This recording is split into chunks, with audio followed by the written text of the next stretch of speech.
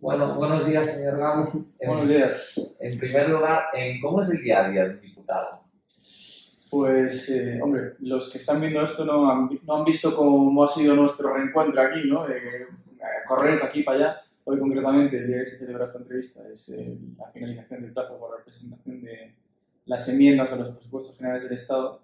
Y, como sabéis, como habéis visto, estamos a correr. Mete la enmienda en el ayuntamiento, mete este tema de cambio climático, que se acaba el plazo y que luego no tenemos la oportunidad de intentar incluir en los presupuestos generales del Estado ninguna enmienda necesaria para un pueblo, para el ayuntamiento. Bueno, en fin, que la vida de un diputado hay momentos de menos actividad, pero generalmente hay bastante actividad, ¿no? Yo estoy en Madrid de lunes a jueves, lunes, viernes.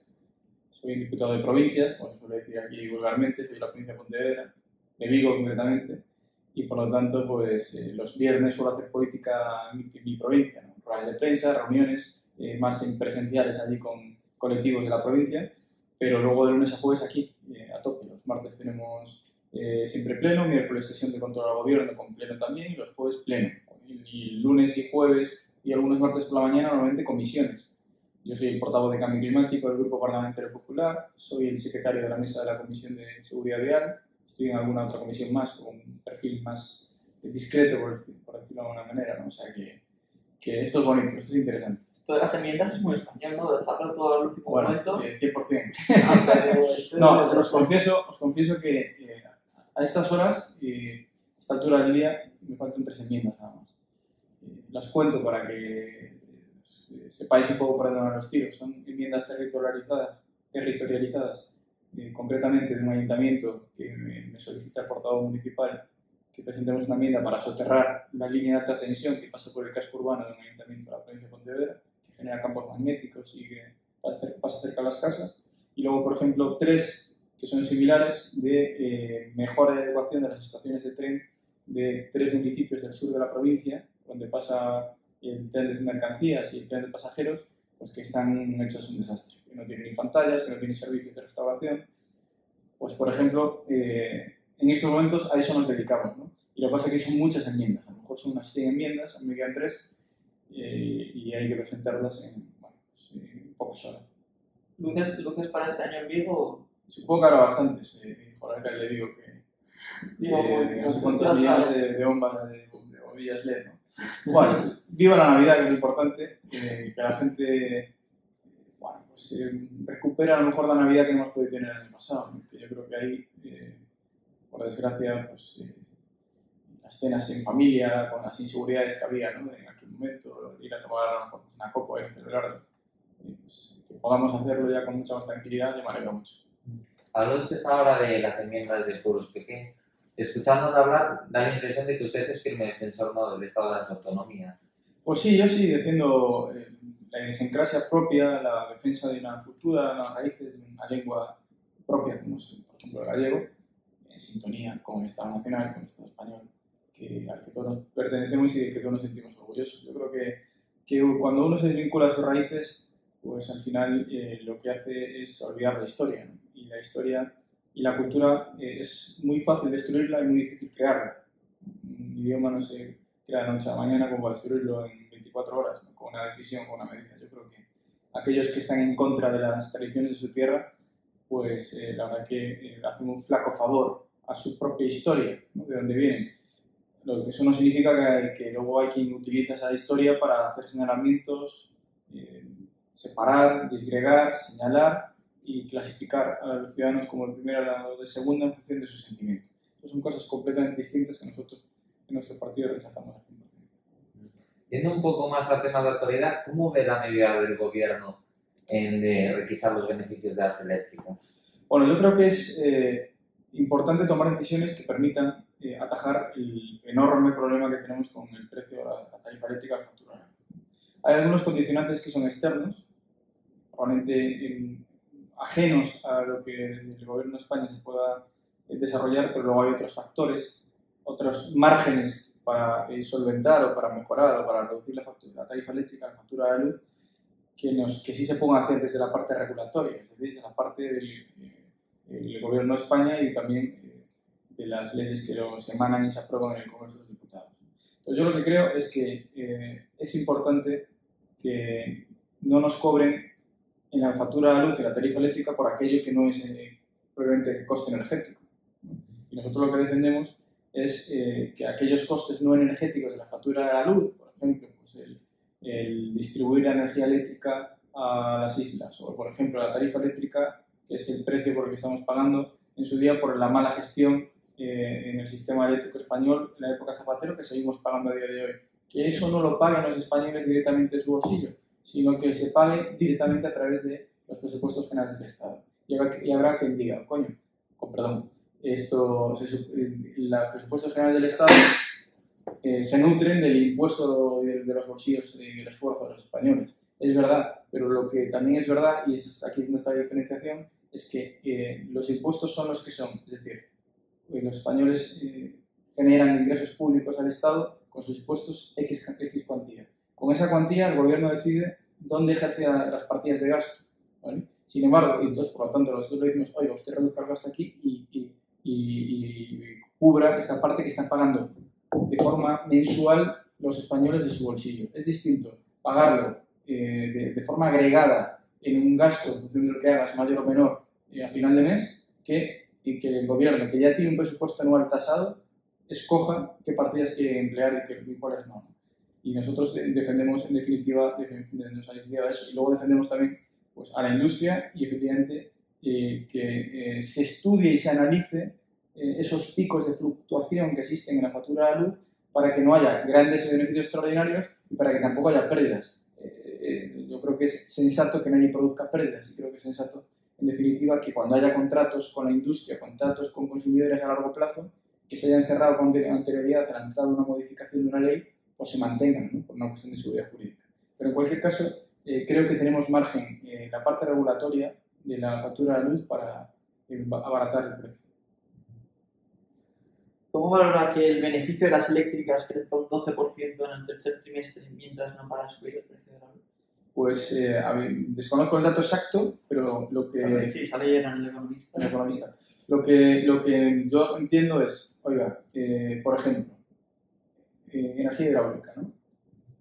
No es sensato que en un momento en el que estamos a final de verano y que aún hay digamos, un crecimiento porcentual de los embalses por el aumento de las lluvias, pues hay que mantener unos caudales mínimos hidrológicos y tal, y lo que no puede haber es una digamos, dimensión de generación de energía hidráulica para conseguir dos objetivos. Se supone que garantizar el suministro eléctrico, que creemos que se puede garantizar de otra forma, y por otra parte aumentar la cuenta de explotación. Lo que tampoco es bueno para las inversiones, porque estamos en un momento de transición energética, de transición ecológica, de transformación de la forma de producir la energía, lo que tampoco es bueno es mandar señales de inseguridad jurídica, ¿no? Porque al final una planta de generación, eso requiere una enorme inversión y requiere también unos plazos de amortización. Entonces, si el gobierno toma decisiones constantemente distintas en un periodo corto de plazo, se genera una desincentivación para la descarbonización de la economía y para la descarbonización, en este caso, de la fuente de generación, ¿no? Y por lo tanto es importante tomar decisiones, pero que sean decisiones con medio y largo plazo, para que todo el mundo juegue con la misma, sepa con las reglas de juego que va a jugar a la hora de hacer su inversión. Hablamos precisamente de la transición ecológica. Si el PP gobierna, será un pilar básico de la política que llevará a cabo. Fíjate, el PP gobierna dentro de la Comisión Europea, que es verdad, por eje de mayorías entre bloques en el Parlamento Europeo. Ursula von der Leyen, la presidenta de la Comisión Europea, es del Partido Popular Europeo y es quien ha dictaminado lo que hoy conocemos como el Green Deal, como el mecanismo de reconstrucción y resiliencia. Es decir, lo que vino a decir la Comisión Europea, no solo ella, pero ella lo lideró, es, oiga, vamos a salir de esta crisis económica fruto de la crisis pandémica y votando con inversión pública en procesos de digitalización y procesos de transición ecológica y energética. Y eso lo ha decidido el Partido Popular Europeo. Si gobierna el Partido Popular, ya lo ha sido en la época de Mariano Rajoy, pero ahora, con 5 o 6 años después, con todo el conocimiento tecnológico, con toda la, preocupación social que además ha sido necesaria para impulsar políticas más ambiciosas, la transición ecológica y la transición energética será elemental. Pero ya no lo va a ser porque lo diga el Partido Popular, o porque le guste más o le guste menos al Partido Popular. Ni siquiera lo va a ser porque le guste más o le guste menos a la sociedad, creo que vamos en la misma dirección, sino porque nos hemos marcado unos compromisos internacionales que nos obligan, sí o sí, a descarbonizar prácticamente todos nuestros procesos ordinarios tal y como hoy los conocemos. Cuando digo ordinarios me refiero a la forma en que consumimos, la forma en la que desechamos, la forma en la que nos movemos, la forma en la que se producen artículos y bienes a través de las industrias españolas. Quiero decir, la transformación es inevitable, gobierne quien gobierne, y desde luego yo confío en el Partido Popular Español en este caso, lo hará sin dejar a nadie atrás. Y esto es importante. Es decir, necesitamos hacer una transformación intentando no dejar a nadie atrás, o dejar al menor número de ellos atrás siendo ambicioso. Y para eso requiere de seguridad jurídica, de acertar en las decisiones regulatorias y en fomentar una colaboración público-privada eficaz.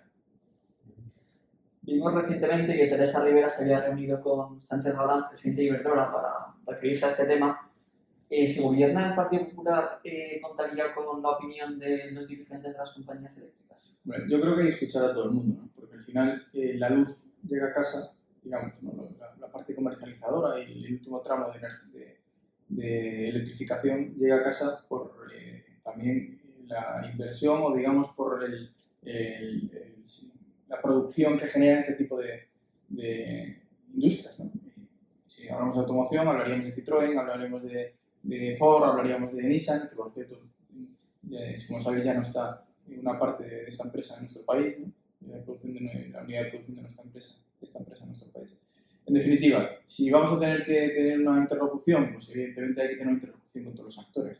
Lo que no puede es gobernar pues, un empresario o un interés particular empresarial que se tomen decisiones por interés particular. Eso no se puede hacer. Ahora, el diálogo es necesario a todos los niveles, desde el consumidor vulnerable, para ver cómo podemos ayudarle, hasta el productor de energía, para también dotarle de seguridad y fomentar esas inversiones en nuestro país. Hablaba usted del compromiso del PP con la transición ecológica, pero sin embargo, en Murcia, donde gobiernan desde hace muchos años, hay un problema con el Mar Menor. ¿Cómo pretenden solucionarlo? El problema del Mar Menor no se puede solucionar solo desde el gobierno autonómico. El problema, y además, es que competencialmente no es solo una competencia del gobierno autonómico. El problema del Mar Menor se tiene que solventar con altura de miras y por parte de los tres, fundamentalmente de los tres agentes implicados. Por una parte, los productores, o sea, los productos que nosotros ahora vamos a consumir al mediodía, pues algunos vienen del campo del Mar Menor. Por otra parte, digamos, el gobierno autonómico, por la parte del Ministerio de Transición Ecológica del Gobierno Central.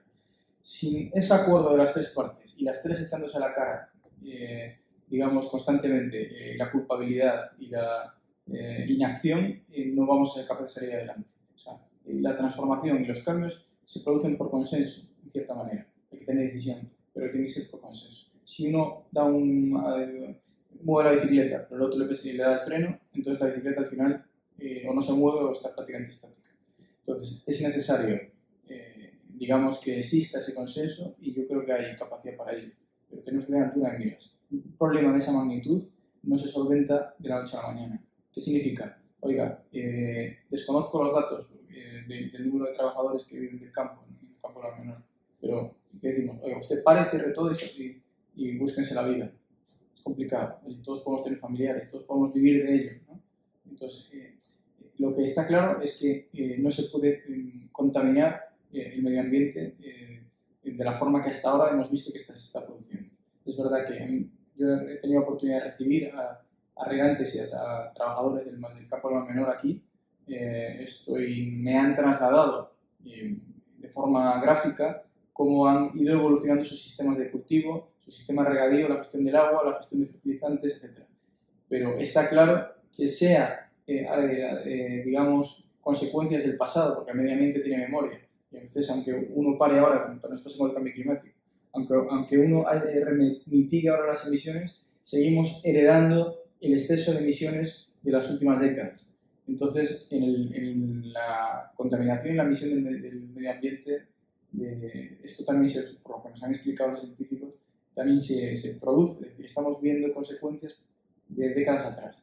Entonces, en resumen, consenso, sentido común y lectura de miras. Eso es la única solución que se puede aplicar. ¿Espera que el consenso llegue próximamente o se va a Hombre, alargar? entiendo lo que me quieres decir, la preocupación. Pues sí que lo espero, sinceramente. Es que el campo de la menor no puede continuar en la situación en la que está, ni políticamente, ni socialmente, ni desde luego medioambientalmente. ¿Crees que Pablo Casado, respecto a la crisis del Mar Menor, echó balones fuera y de acusar al gobierno de no estar a la altura? Esa pregunta podría ser también, ¿cree usted que la ministra de Transición Ecológica ha echado balones fuera y le ha echado la culpa al gobierno de tal? Es usted que hace la entrevista, pero quiero decir, esto por desgracia, cuando hablamos de consenso, creo que la pregunta viene a mí a cuento. Es decir, yo creo que es necesario que ni el gobierno central no le eche la culpa al gobierno autonómico, o el autonómico eche la culpa al gobierno central. Creo que eso, la solución a este problema pasa por tomar decisiones coherentes, porque todos saben que la decisión no es sencilla. Y si no hay una reunión de trabajo sincera y que busque no el interés político ni una victoria política, sino solventar un problema, pues no avanzaremos, sinceramente. Yendo a temas un poco más de partido, ¿qué va a suponer o qué supone en la convención del PP que se ha celebrado en las últimas semanas? Pues mira, nosotros teníamos la necesidad, la ilusión y la voluntad de conectar con determinados sectores, segmentos, ideas que probablemente pues fueron identificadas o nos identificamos en su día en momentos donde tuvimos, pues, yo diría, crecimientos expansivos, electorales, de conexión con la ciudadanía que hemos perdido. Esto todo viene ya desde hace mucho tiempo. Se ha trabajado 6 meses atrás, cuando se anunció esta convención, pues veníamos de un resultado electoral complejo en Cataluña y, sin embargo, pues después hemos tenido otras circunstancias. El crecimiento de expectativa electoral en los últimos meses se ha consolidado, el crecimiento hacia el Partido Popular, pero era necesario, digamos, tener esa convención, ¿no? Por la que han pasado no cargos del partido, pocos, algunos han pasado, pero pocos. Lo que han pasado es líderes de la sociedad civil, ¿no? Y personas realmente apolíticas que muchas nos han dicho cuestiones que a lo mejor no estábamos creyendo en ellas o que no estábamos desarrollando desde el punto de vista propositivo o de acción de gobierno donde estamos gobernando, ¿no? Yo creo que ha sido una convención interesante, con buena imagen, con buen nivel y que los ciudadanos han podido ver durante una semana entera pues, cómo hemos tocado cuestiones capitales como las que me estáis preguntando, medioambientales, climáticas, energéticas. En los medios de comunicación, respecto a la convención, solo se ha hablado de las palabras que dijo Mario Vargas Llosa de en Sudamérica se vota mal, o luego posteriormente lo que salió de Sarkozy el día de antes. ¿Crees que eso le hizo bien al partido? Es una pena, ¿no? Porque si tú llevas a líderes de todo tipo, mundiales, excomisarios de la Unión Europea, científicos, técnicos de altísimo nivel, de enorme prestigio en nuestro país, que los medios de comunicación focalicen en una frase que pueda ser polémica o no, en función de cómo lo pueda entender cada uno, pues hombre, creo que desde ese punto de vista no se hacen, a lo mejor no se hace un flaco favor, ¿no? Al crecimiento y al conocimiento técnico y político de quien pueda estar observándole, mirando, leyendo o escuchando esas noticias que salen de la Convención del Partido Popular. Yo creo que salimos reforzados, creo que salimos internamente, desde luego, bueno, ya no solo cohesionados, sino una hoja de ruta con un proyecto de país, que es lo que nos preocupa. Nosotros vemos que esta legislatura tiende a ser una legislatura ya agotada, las diferencias entre los socios de gobierno son mayúsculas, no se ponen de acuerdo prácticamente para nada ya, últimamente para cuestiones capitales, y por lo tanto lo que queremos es tener un proyecto y un programa de país que esté preparado para salir a jugar, para salir al partido, ¿no? A ganar el partido, y eso es lo que queríamos con esa convención, y nosotros creemos que fue objetivo logrado. Y luego hemos desarrollado hacía tiempo, y además con toda la pandemia no se podía hacer, un fin de fiesta, de alguna manera, un fin de convención en las plazas de toros de Valencia, que, bueno, pues que ha sido extraordinario. Lo que allí vivimos, la ilusión, la caída de ilusión, ¿no? Después de unos años complicados de reconversión del partido, de confirmación de liderazgos, etc. pues vemos que estamos de nuevo en esa disposición que sintieron nuestros padres y que puedan haber sido votantes o no del Partido Popular en los años 95, 96 y después en la época de 2010. Usted y yo, que en el último año compartimos la casualidad de que hemos estado muchas veces en Galicia y muchas en Madrid durante esta pandemia, hemos visto las diferencias en la gestión. Por una parte, en Feijóo con unas medidas muy restrictivas y un Ayuso con unas medidas muy blandas. ¿Usted es más del PP de Ayuso o más del PP de Feijóo? Mira, la verdad es que la Comunidad de Madrid, especialmente la capital, ¿no? la ciudad de Madrid, tuvo unas circunstancias completamente distintas a las que tuvo la Comunidad de Galicia. Y además, poblacionalmente, y desde el punto de vista también, digamos, geográfico, son dos territorios completamente distintos. Esto es lo que la grandeza que tiene nuestro país, ¿no? La riqueza que tiene España. ¿Qué quiere decir esto? Bueno, pues el virus entró por Madrid, ¿no? Y el virus arrasó Madrid.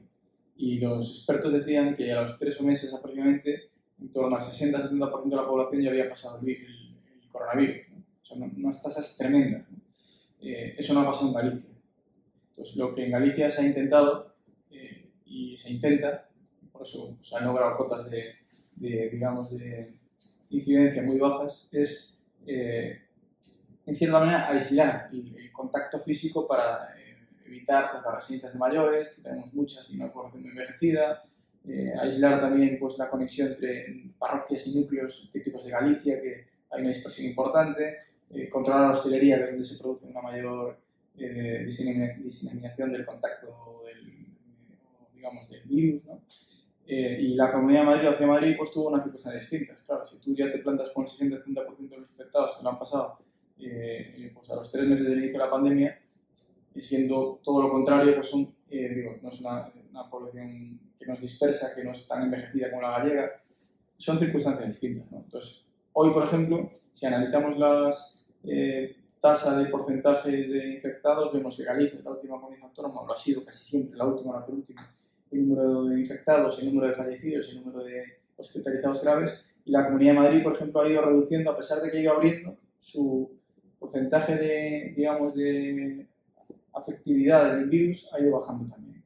Y tiene mucho que ver con la autoprotección, autoinmunidad de los madrileños que se han contagiado, por desgracia, masivamente una primera ola. Siguiendo con el tema del partido, ¿se plantea una coalición electoral con Ciudadanos? Hombre, nosotros ya hemos gobernado con Ciudadanos en algunas comunidades autónomas, ¿no? Por lo tanto, incluso algunos gobiernos municipales. ¿Alguna coalición de estilo País Vasco, Navarra Suma? Dices coalición electoral. Hombre, el Partido Popular es un partido, digamos, hegemónico en tu centro-derecha, ¿no? Y lo que es tradicional en nuestro partido es presentarse en soledad desde el punto de vista como una única sigla, ¿no? Yo creo que no se dan las circunstancias ahora para hacer ninguna coalición con ninguna otra fuerza.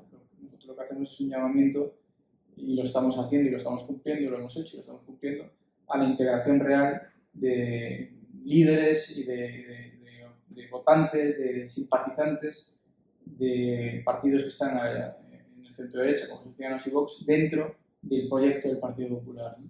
Y yo creo que se está produciendo esa integración de forma natural, sana, dando oportunidades a todo el mundo y que creo que es positiva para el Partido Popular, pero desde luego para el país. Usted acaba de definir a Vox y al PP dentro del espectro del centro-derecha. Sí. Viendo que, según usted, comparten la misma ideología, ¿estarían dispuestos a formar un gobierno de coalición en caso de llegar al poder? Yo lo que digo es que Ciudadanos entiende políticamente y ideológicamente compartido el centro-derecha en estos momentos. Hubo momentos que ha tendido hacia la izquierda y eso le ha, bajo nuestro punto de vista, mi humilde punto de vista, le ha perjudicado electoralmente, ¿no? Cuando ha hecho acercamientos con el Partido Socialista, la moción de censura en intento de censura en Murcia, algunos coleteos de diferenciación también a la Comunidad de Madrid, que pues yo creo que sí, el Ciudadanos de ese Ciudadanos de centro-izquierda hoy por hoy ya no es un ciudadano de centro-izquierda, que es un Ciudadanos que comulga en muchas cosas con lo que nosotros estamos diciendo de forma masiva, especialmente en la parte económica, en la parte liberal, en la parte impositiva, en la parte social, sanitaria. Bueno, en resumen. Y luego tenemos también votantes que han votado a Vox, no olvidemos que ha tenido un resultado electoral bastante significativo. Hay votantes de Vox que se sienten identificados o que ya hoy se sienten de nuevo incluidos dentro del proyecto del Partido Popular. Entonces, nosotros es sensato que tratemos de conformar un proyecto que aúna esas sensibilidades. En cuanto a la gobernabilidad, pues, oye, yo le aseguro que nuestro objetivo sería ganar. Ya, un partido o un equipo que sale a ver si gano pero empato, o a ver si gano pero porque meten goles en contra en propia el equipo rival, no estamos en ese juego, la verdad. Has dicho antes que has nombrado la crisis de gobierno que hay actualmente en España. ¿Crees que va a haber elecciones anticipadas? ¿Está Diego predominando las listas de Pontevedra antes de 2023? Pues mira, yo veo que este gobierno no se entiende. Yo nunca entendimos desde el particular cómo se pudiera entender también. Después de escuchar a Pedro Sánchez, aquella famosa frase, uno dormiría tranquilo y de repente durmió tranquilo. Nosotros hemos dicho, lo que pensamos así, que al final Pedro Sánchez ha pensado siempre más por su interés personal que por el interés del país, llegando a acuerdos con Podemos en cuestiones que nunca antes el Partido Socialista había pensado que podría llegar a acuerdos. Ahora lo que vemos es un interés claro por parte de un ala de gobierno, que es la parte de Podemos, por romper con el Partido Socialista, porque Podemos siente que el Partido Socialista le está comiendo el terreno. Al final, muchas veces quien gobierna, quien tiene la presidencia del gobierno, la alcaldía, la presidencia de la comunidad, acaba absorbiendo en buena parte al otro partido político que decide conformar el gobierno. Y por lo tanto vemos que se está planteando un jaque constante al gobierno y tiene toda la pinta, sinceramente, de que van a seguir pensando la cuerda para romperla. Por lo tanto, sí que creo que pudiera haber elecciones antes de lo esperado. Aunque es verdad que a Pedro Sánchez lo que le interesa es mantenerse en el poder todo lo que pueda hasta el final. Si puede votar en legislatura, lo va a intentar. Pero tiene unos socios de gobierno que yo creo que van a propiciar la fractura. Hablando de llegar a acuerdos, ¿van a conseguir llegar a un acuerdo para la renovación del Consejo General del Poder Judicial? Bueno, yo creo que ya se está vislumbrando una posibilidad de acuerdo. Lo que pasa es que hay una cuestión muy básica que nosotros defendemos, que es que los jueces elijan a los jueces. Eso es una cuestión elemental. Por lo tanto, si el Partido Socialista entra en esa premisa, pues nosotros automáticamente llegaremos a un acuerdo. Pero que ya hemos sido capaces de renovar algunos otros organismos en los últimos días o la última semana, que significa un diálogo, eso sí que es cierto. Pero es fundamental que los jueces elijan a los jueces. Sí, pero habla de esa premisa que los jueces elijan a los jueces, pero eso ¿hasta qué punto choca con la Constitución que dice que todos los poderes del Estado emanan del pueblo español? Porque si los jueces los eligen los jueces, ahí no emanaría del pueblo español. Vale, nosotros lo que decimos, lo que defendemos es, oiga, es necesario que el Poder Judicial tenga una independencia real. Entonces, lo que dice también en la Constitución es, existen tres poderes que tienen que ser independientes entre sí, que es el Poder Judicial, el Legislativo y el Ejecutivo, ¿no? Entonces, el Poder Judicial tiene que también tener capacidad para tener autonomía propia, para alcanzar esa independencia. Es verdad que existe un cierto control entre el legislativo, no el ejecutivo, el legislativo y el judicial, puede garantizar que no se convierta el Poder Judicial en Poder Ejecutivo. Pero sí es verdad también que después de 40 años de democracia, viendo cómo funciona, es verdad que existe el Instituto de la Justicia, pero viendo cómo funciona el nivel de la calidad de las sentencias que tenemos en nuestro país y el nivel profesional y ético de los jueces y magistrados que tenemos en España, yo creo que después de 40 años podemos otorgar la confianza de que tengan esa legitimidad para elegirse en función de su nivel y en función de su experiencia y bajo unos criterios estrictos de elegibilidad, pues que puedan, ser elegidos entre ellos, ¿no? Yo creo que esa capacidad a día de hoy que hay que promover.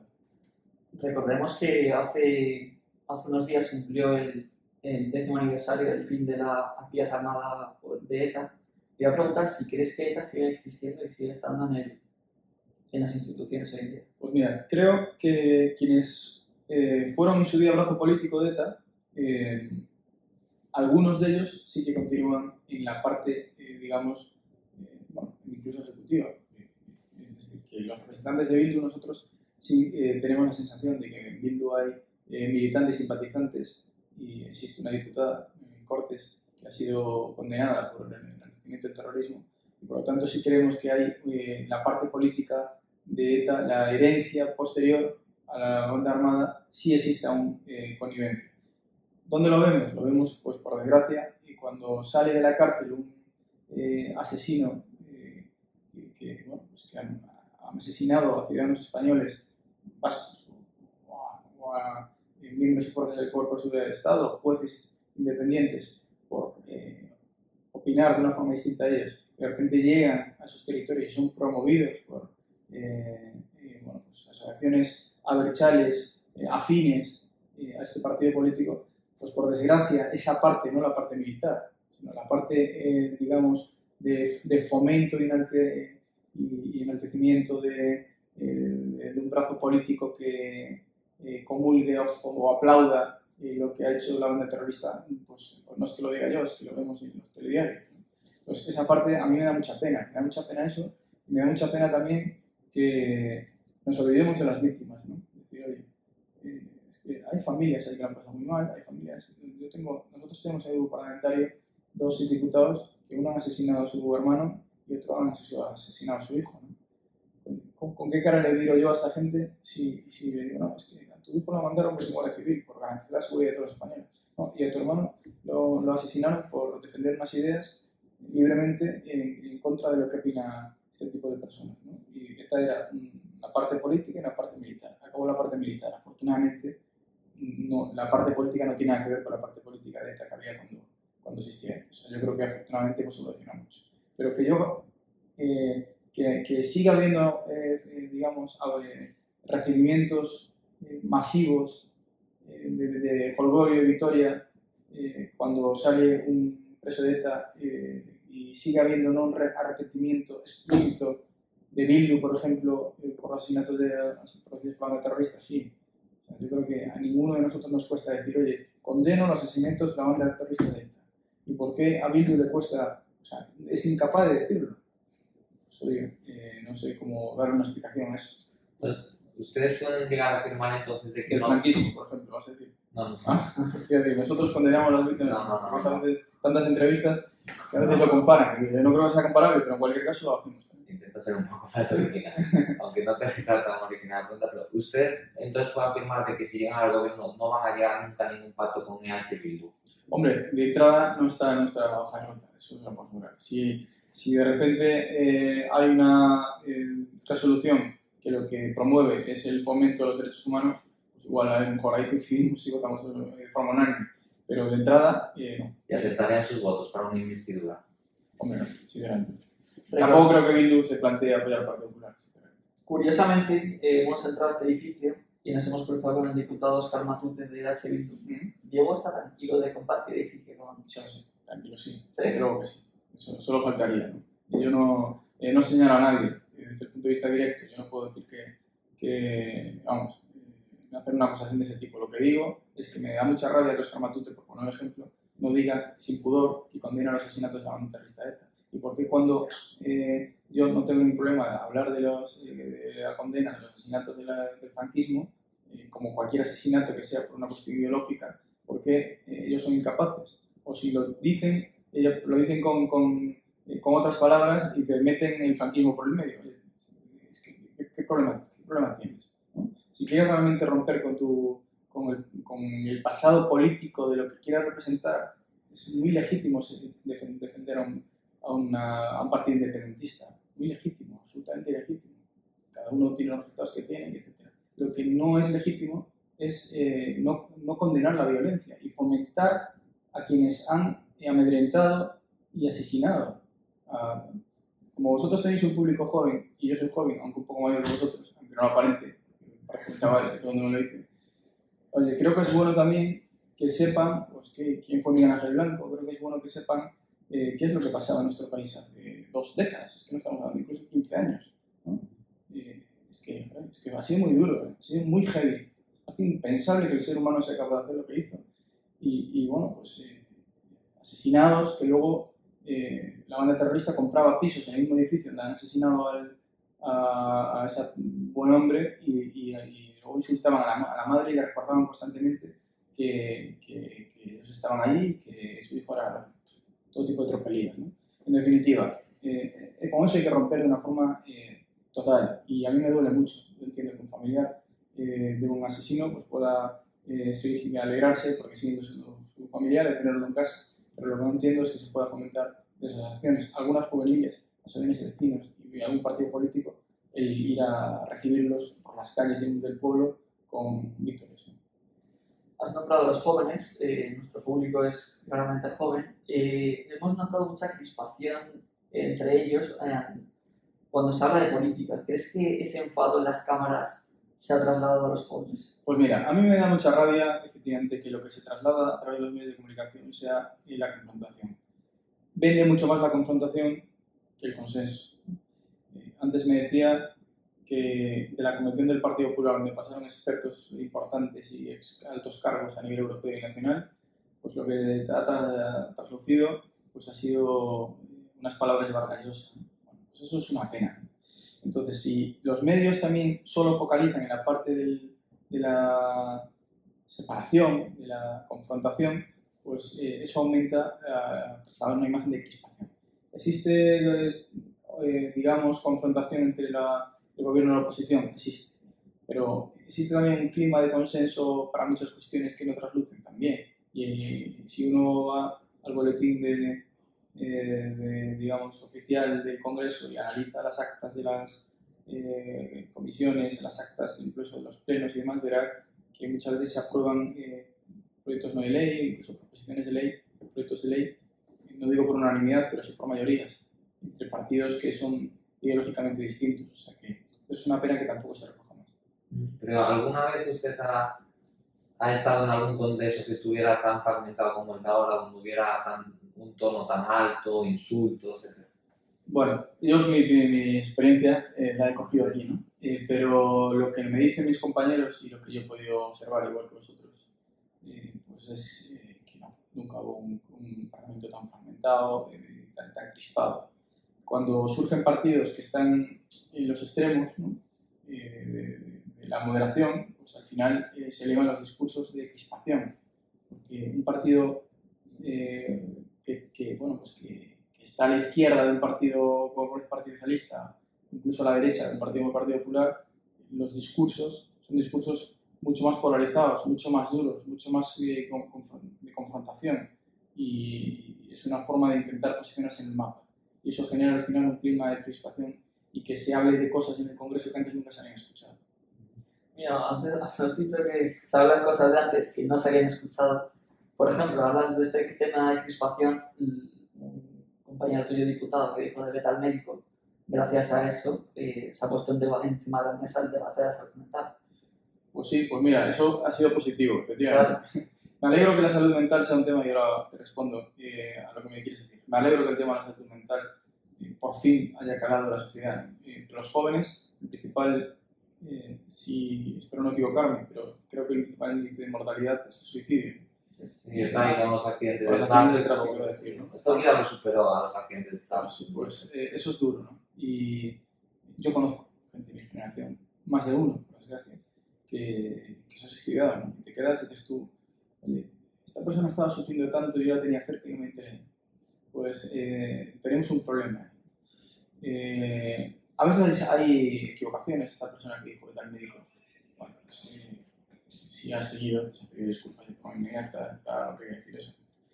Eso es un comentario que dijo alguien particular. No te quiero decir la cantidad de cosas que ha dicho aquí por gente de Podemos y otros partidos, ¿no? Sí, pero no quiero echar balones fuera hacia el Partido Popular, pero cuando dijo ese comentario, el discurso de Rejón no iba para nada, no era noticia, porque, bueno... Pero ese no, pero otros muchos sí. Claro, digo, que puso encima de la mesa... aquí estamos, Rejón, por ejemplo, en ese discurso no dijo nada, pero luego, como representante público, le dio una patada a una persona en el estómago que no estaba de acuerdo con lo que estaba diciendo, ¿no? Esto no es que lo diga yo,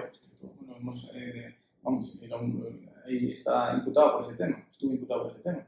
Quiero decir, yo creo que ejemplos hay para todos los casos, ¿no? Lo importante es pedir perdón. Yo no, lo que escuché a la Rejón es que no lo hizo, que no. Yo lo que escuché a este diputado de mi partido cuando dijo lo de tal médico, una salida al patio de banco, de las 80.000 que hay, por desgracia, y todos los días en los plenos, este hombre al momento, a la media hora, puso un tweet, dos tweets diciendo, oiga, quiero pedir disculpas, no sé cuánto, fue malinterpretado, por supuesto que esto no iba dirigido contra el señor Rejón y tal y cual. Entonces, no creo que el Partido Popular, honestamente, sea un partido maleducado. No creo que la sociedad nos tenga por un partido maleducado. Podrá gente que no comulgue en el Partido Popular pues tener otras consideraciones, pero no creo que precisamente es una característica. Hablando de errores, en estos últimos días hemos visto como una jueza, en uno de sus argumentos principales para quitar la custodia a una madre, aducía a la Galicia profunda, despreciándola, diciendo que un niño ahí no es tan feliz como lo puede ser en una ciudad cosmopolita. ¿Qué opina de esta cosa? Estuvo muy bien Feijóo, no sé si lo viste, que subió una foto suya con su abuela, y con la típica vestimenta indumentaria de una abuela de aldea, ¿no? de rural, diciendo yo he sido feliz siendo del rural y siendo de la aldea profunda. Los Peares, ¿no? Los Peares, sí. La Galicia profunda. Bueno, yo creo que pues, hay errores, ¿no? Hay errores, efectivamente. No creo que haya sido de forma intencional. Lo que creo posiblemente, porque al final todo el mundo, mucho que sea un juez, se puede equivocar, es que no ha tenido la oportunidad de vivir como vive un niño o una niña en una aldea, ¿no? Eso, lo que sí es cierto, y esto es verdad, es que debemos pelear por la igualdad de oportunidades, ¿no? Y que un niño de aldea, mi padre es un Navarro, yo tengo allí en Pontevedra, pueblo de 3.000 habitantes, ha nacido en el campo, como quien dice, con 4 hermanos, luego se ha tenido que ir a los 13 años de casa a buscarse la vida, vivían del campo. Bueno, pues esto no, es verdad que a día de hoy no existen más oportunidades para una persona que vive en la Galicia profunda, en la Castilla profunda, o en Castilla-La Mancha profunda, porque para ir a la universidad, para determinados servicios, para ir a un hospital, etcétera, pues no tienen las mismas oportunidades, incluso laborales, que quien vive en la ciudad de donde yo soy, en la ciudad de La Coruña, en la ciudad de Valladolid o en la ciudad de Toledo, ¿no? Entonces, debemos pelear también por esa igualdad real. Sí, pero no sé que un impedimento en el que la gente pueda vivir en los pueblos es encarecer el precio de los combustibles, es cada día ponerle más restricciones a los coches diésel, coches gasolina, porque al final en el coche eléctrico puede ser un avance en medio ambiente, discutible o no, pero puede ser un avance, pero no todo el mundo se lo puede permitir. Igual gente de pueblo menos que gente de ciudad, que no ganan tanto dinero. No puedo estar más de acuerdo. Yo se lo he dicho a la vicepresidenta tercera, Teresa Rivera, ministra de Ecología, se lo dije en alguna pregunta de sesión de control al gobierno y también se lo dije en alguna intervención que tiene en el hemiciclo, ¿no? Esto, efectivamente, o sea, ha subido de forma indiscriminada el precio del diésel a 17 millones de usuarios, de los cuales muchísimos, pues viven en la España profunda, entonces, España rural, que llamamos nosotros, ¿no? Entonces, pues efectivamente, ese tipo de decisiones, de medidas, lo que hacen es dificultar y encarecer la supervivencia de los pueblos, ¿no? Yo creo que medidas, por ejemplo, como las que ha propuesto Antonio Feijóo, de gratuidad para las digamos, escuelas infantiles, para las guarderías, sean públicas o privadas, para todos las guarderías, porque no hay plazas para todos en las guarderías públicas, por desgracia, pues creo que medidas como esas son medidas reales que ayudan a establecer, ¿no? Que uno diga, vale, yo vivo aquí, pago menos impuestos en este municipio que si lo pagan en la ciudad, por encima tengo unas buenas conexiones de cercanías con la ciudad y además no pago la guardería. Digo, pues voy a tener hijos aquí, me animo. Eso es importante. Eso y luego la red 5G sólida y eficaz que te permita teletrabajar y operar. Cuando digo operar, no digo sanitariamente, digo que a eso se llegará también. Se está introduciendo tecnológicamente, digo que uno pueda trabajar y funcionar desde casa, incluso a nivel de comercio electrónico y demás, como lo haría si estuviera en la ciudad. Te iba a preguntar ahora para finalizar, como tienes ya bastante prisa, una batería de preguntas rápidas y empiezo por qué político ficharía de Vox. Buena pregunta. No sé, yo invitaría a que vengan al Partido Popular y ahí haremos una selección de los mejores. Pero yo invito, no diría Vox, diría que lo que sí me aprovecho esa pregunta es para que toda aquella persona que tenga inquietud política, que estamos en un momento de recuperación de la desafección política, cuando tenemos idea con la política, este es un ejercicio loable de la política y por desgracia hemos perdido conexión los políticos, los partidos políticos con la sociedad, ¿no? y hace falta gente joven, hace falta gente nueva, con ganas, con buenas ideas, con vocación de servicio público que venga a los partidos políticos. Entonces yo, personalmente, creo que el Partido Popular está a los mejores. Esto es una respuesta que deberían unos líderes del partido, que además yo también pienso. Diego, por favor. No, es que no sabía decirte. Entonces del PSOE tampoco. Una partida. No, yo tengo ya, todo el mundo sabe que tengo una buena amistad con Maranguita. Sin embargo, o sea, yo con Maranguita llegaría a acuerdos. Lo que pasa es que con Maranguita y yo tenemos diferencias estructurales importantes en cómo creemos que debemos solventar los problemas. Pero sí que creo que podría llegar a acuerdos con él, ¿no? Y lo mismo con Vox. Yo puedo llegar a acuerdos con gente, pero esto yo creo que es complicado decir un nombre o tal al final. Tampoco creo que sería discriminar. Ya que ha hablado Maranguita, ¿usted se imagina algún día como presidente del gobierno y Maranguita como jefe de la oposición? ¿Lo firmaría? Bueno, yo creo que hay que estar, que hay que llegar muy preparado para ser presidente del gobierno. Podría hacer una broma con esto, pero sí creo que hay que ser una persona preparada y, por lo tanto, yo no pienso en el futuro. Ahora, que Maranguita es una persona, digamos, un político tolerante, respetuoso, dialogador, o sea, que dialoga y tal, dialogante, quiero decir, sí. Así que... ¿Crees que Bea Fanjul es la mejor presidenta que puede tener ahora nuevas generaciones del PP? Hombre, desde luego es, que yo sepa, la que más conecta con la sociedad.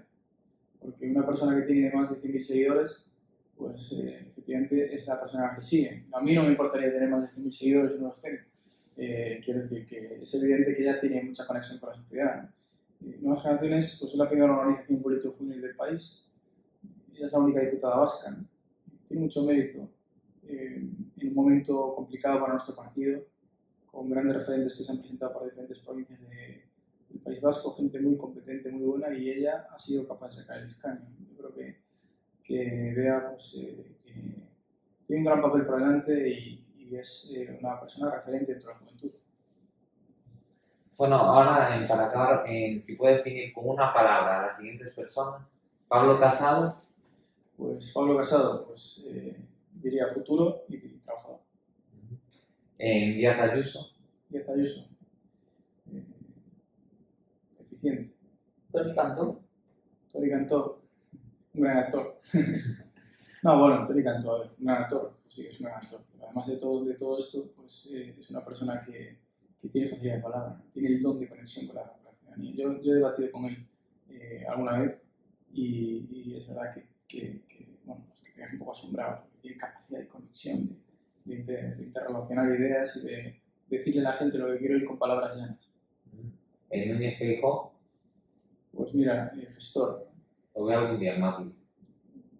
No sé, la verdad. Yo creo que ahora tenemos un proyecto muy estable. Desde luego en Madrid espero verlo bastante de vez en cuando, por lo menos, porque nos ameritaría cualquier cena y además aprenderíamos mucho, ¿no? Yo creo que Feijóo está comprometido con Galicia y creo que en particular tiene un proyecto sólido ahora mismo con Pablo Casado, como él ha dicho, ¿no?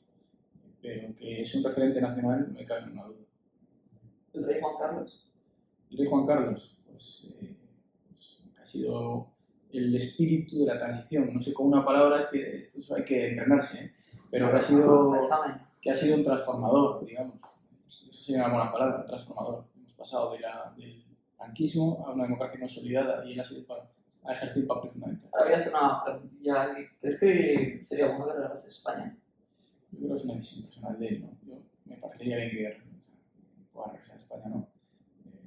No he tenido oportunidad de conocerle, tampoco he tenido oportunidad de saber cómo está allí. Me imagino que tendrá ganas de volver, ¿no? Entiendo. Pero vamos, lo desconozco. Santiago Abascal. Santiago Abascal, pues, pues un luchador, ¿no? Es una persona que ha luchado en el País Vasco, que le han pintado con graffiti pues, el caballo que tenían en su casa, ¿no? Y, bueno, pues, ha luchado en la vida, yo creo que es una persona, como otras muchas, pero bueno, es que se me van acabando los adjetivos, pues es un luchador, ¿no? ¿Yolanda Díaz? Yolanda Díaz, bueno, pues es una mujer reivindicativa, le puede echar un piropo, es una mujer reivindicativa. Se dice algo más, ¿no? No me gusta tampoco calificar negativamente a mis adversarios políticos, así en una palabra, porque sería una simplificación muy burda. Yo creo que es una persona reivindicativa. A partir de ahí podríamos ya entrar a otros detalles. El señor Sánchez. El señor Sánchez. Ahora pienso que me ibas a decir algo malo, ¿eh? La leche. Pues voy a utilizar un adjetivo un poco regular. Un trilero. ¿No? Y para Cojo la bola, tal, la muevo, tal. Felipe González.